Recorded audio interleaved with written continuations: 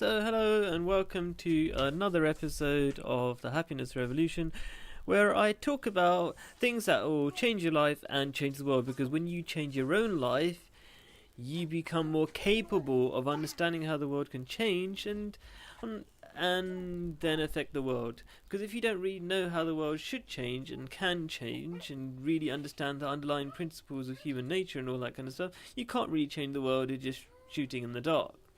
And it's not as if I'm telling you something that nobody else knows. I'm just spreading spiritual ideas that have been around for thousands of years, that have always understood how to cause revolution, that have always been there to fix things when things go wrong, which they've done many times in the past. The problems we're facing now are not new. They've happened before.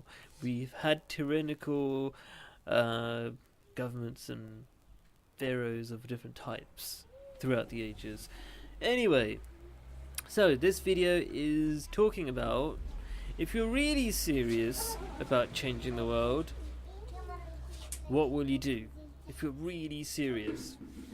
Because it's one thing to do protests and fill in online surveys and then pat yourself on the back. I'm not being too negative, but let's get real. What do you think a protest with a few placards on a bit of cardboard is really going to do? You might say, oh, what about those civil rights marches by Martin Luther King and whoever, right? The changes don't happen just because lots of people stand up and then the government goes, oh, we've been naughty, we should actually listen, you know? It's a lot more that happens behind the scenes. People changing their attitudes, and not just, for example, in the civil rights movement, it wasn't just black people who turned up, it was white people who turned up, and there were people who changing their attitudes. Then things changed. And just doing surveys and speeches and protests, if you're honest with yourself, do you really think that's going to make a difference? In short, what needs to happen is everybody, or a large group, masses of the population, need to decide to stop pointing the finger at other people and realizing the responsibility they have to change their own selves.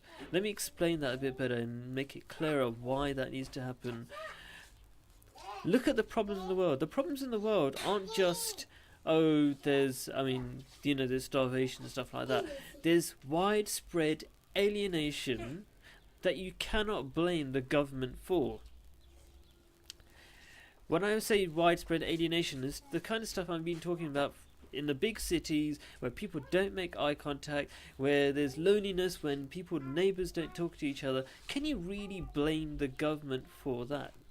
You have to really look deep inside yourself and realise that we need to change as a big group of people. We need to realise that we are all brothers and sisters, and we need to change that. When we become more united, we can't be controlled by corrupt governments. And again, where do these corrupt governments come from? They're not aliens from space.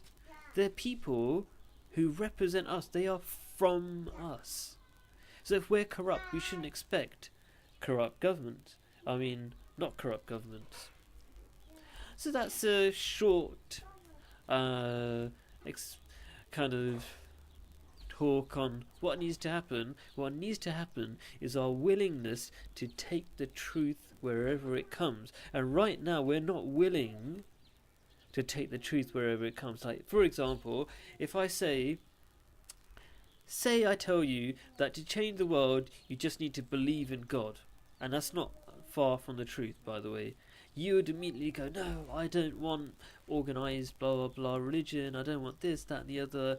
And immediately you're saying, I don't want this and that, even though it might be the answer to the world. You need to be open to the truth wherever it comes. Now we're getting there slowly, but we're getting there in roundabout ways. Okay, like I talked about in my last video, there's this thing called minimalism, which basically takes on age-old ideas from spiritual ideas, but they're doing their own version, which is good, because we're getting closer to the truth, yeah, and we're investigating and we're understanding where the root of these spiritual ideas and understanding why they're important. But then we stop there and we go, that's all we're going to do. That's all we're going to take of spirituality until we face even more problems, and then somehow we figure it out eventually. But if you're honest with yourself, this is the crux of it. I'm going to go straight to it.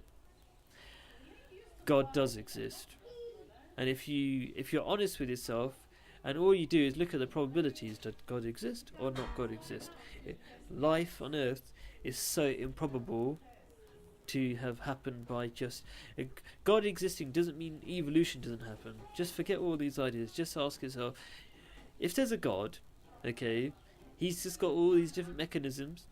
Evolution just happens to be one of them. Evolution and God are not independent events. Like they can happen at the same time. I'm going to end the video there. If God exists, then that will lead you to so many other truths, like we're all related. One, we can all be united, and then when we're united, we can't be beaten, and the truth will prevail, and good stuff will happen in the world. Thank you for watching. Please ask questions, whatever. If you doubt something or you don't like something I say, there's lots of stuff to explain that I haven't explained, so I'm here to answer your questions. Not for fighting you, I'm your friend. Thank you, bye.